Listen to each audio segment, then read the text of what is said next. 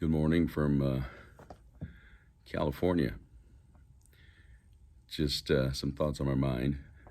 My pastor touched on it the other day in his sermon on evening on Sunday about the platforms that are up for this coming election. And so the election has really been on my mind because in my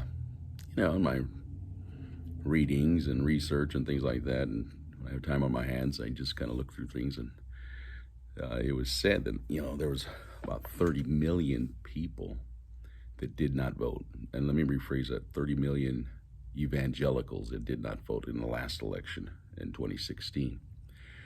And so it is critical that this vote is rendered. It's our responsibility as a citizen of this great country. And so you look through, they say we're not supposed to separate church and state, which is not true whatsoever. The state is supposed to keep their affairs out of the church. And so if the members of the church do not vote, they forego that right, their influence, to help kind of guide the governing of this republic. And so this is a very important election because it's not just the person that you're voting for, it's the whole entire platform, as my pastor said, that is up for grabs here. I remember Pastor Mitchell some years ago when he was doing the discipleship class. This was during the Clinton, when he was running for office, a second term. He made a statement about a man by the name of George Soros and how he was, funding a lot of the Democrat liberal agendas in our own country. He's a foreigner. This man has bankrupt countries. He's manipulated economies, and basically he's a globalist, and he's seeking to control and push his agenda. And he's been at work in our country for several decades now, and so behind the scenes, filtering money to down into the lower levels of mayoral candidates, attorney generals, the judicial system, trying to put in people in place, funding their elections, to put them in place to sway the direction of our country.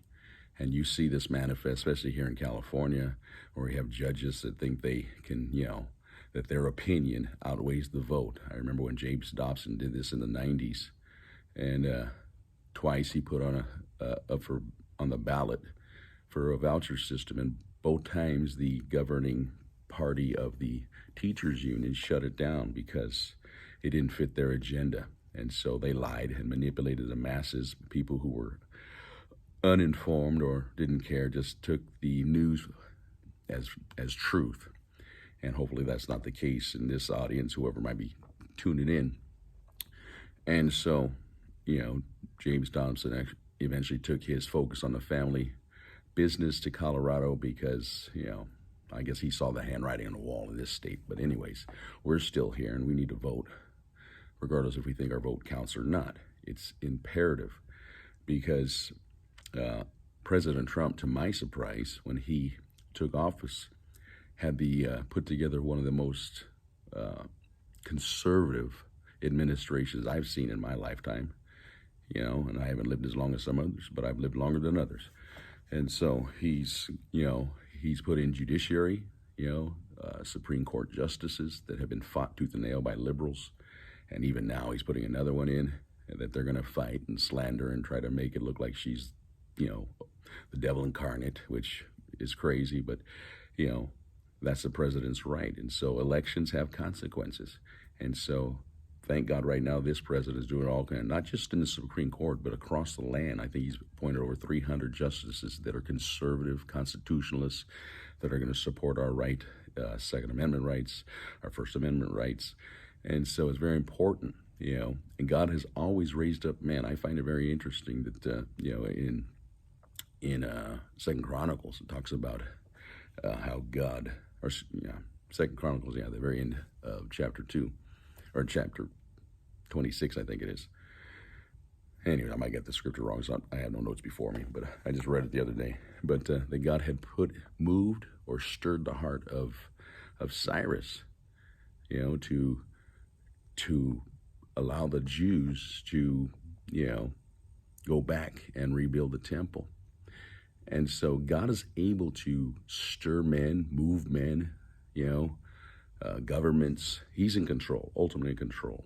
But, you know, it is still a responsibility for us to put our, you know, God's people, our influence into action in our vote this November, because if we don't do anything, then evil will prevail, you know. Evil always prevails when good people do nothing. They think somebody else is going to do it, or they, you know, they don't know all the facts, or, you know, they're not into voting. You know, I would encourage you. This is not just for this, you know, election year. This is for the future of this nation.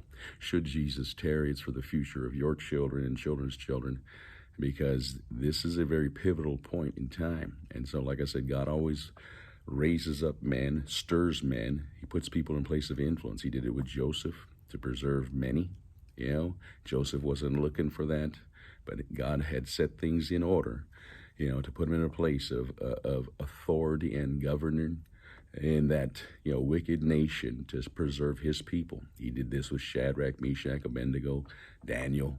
You read it, how God raised these men up to oversee the affairs of the society that they were a part of. Even though they were in Babylon, they were still, God had, you know, put things in place where there could be some righteous governing in that place. And so it's really something that we have to consider when we vote, because I'm telling you, when I look at the media, the lies that are, you know, they are propagating against our president, against, you know, they're attacking Christians. They flat out came out and supported people who were burning Bibles, burning churches.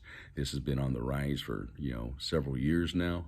And so if you don't see the handwriting on the wall, it's time to pull your head out of the sand and begin to take serious note of what's happening. It's not time to cower in fear or negate your responsibility. You know, I know we live in a day and hour where people have taken these liberties for granted because they didn't have to fight for them, or they didn't, you know, have to labor hard for them. They just kind of relish. And so what you see is a bunch of spoiled people, pampered people, who are growing more selfish and more consumed with their own agenda, and are pushing everything that is righteous, good, whole, you know, virtuous out.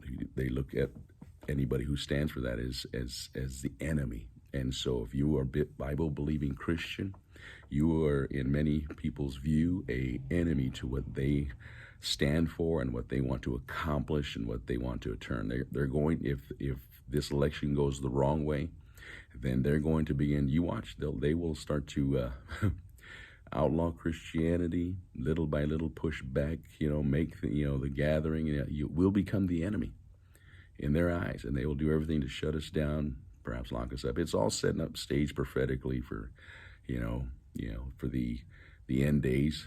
The church, I believe, will be gone before it all happens, but little by little it's all shaping. But we don't have to allow it to escalate or to accelerate while we still have the liberties in this nation to vote. And so I want to urge you to prayerfully and responsibly do your diligence as a citizen of this great nation. You think your vote doesn't count? It does. Get out, register. If you haven't registered, vote. If you don't know what issues are, please feel free to talk to somebody who might have a better grasp on it. Reach out to them. They'll kind of might be able to point some things, clear some things up for you. You know, I was a registered Democrat prior to my salvation, believe it or not. I didn't really vote that often. I just kind of went with the flow because they said Republicans were, you know, for the rich people and Democrats for the working people. Well, I've learned that that's a lie. You know, I've seen firsthand, you know, even in the city in which I pastored for, you know, decades and over a decade, and I worked there over 2 decades. You know, that city has fallen apart. You know, and it's the D's that are in control of that city, and it is a picture of what it is. And the state of California is a picture of what happens when the D's are in control of their you know, governing sector. And so they want to rip off everybody in sight, tax everybody to death, control how you think, control the narrative, push forth their wicked agenda. And if you don't comply, then you are a problem. And so it's time to get out and vote. It's all I have. I know it's kind of political, but there's nothing. It's not. Let's not negate the fact that it's the spiritual interaction of people who are practicing their freedoms to exercise discernment and wisdom in how our nation is governed. And so do your best to do the right thing. That's all I got for right now.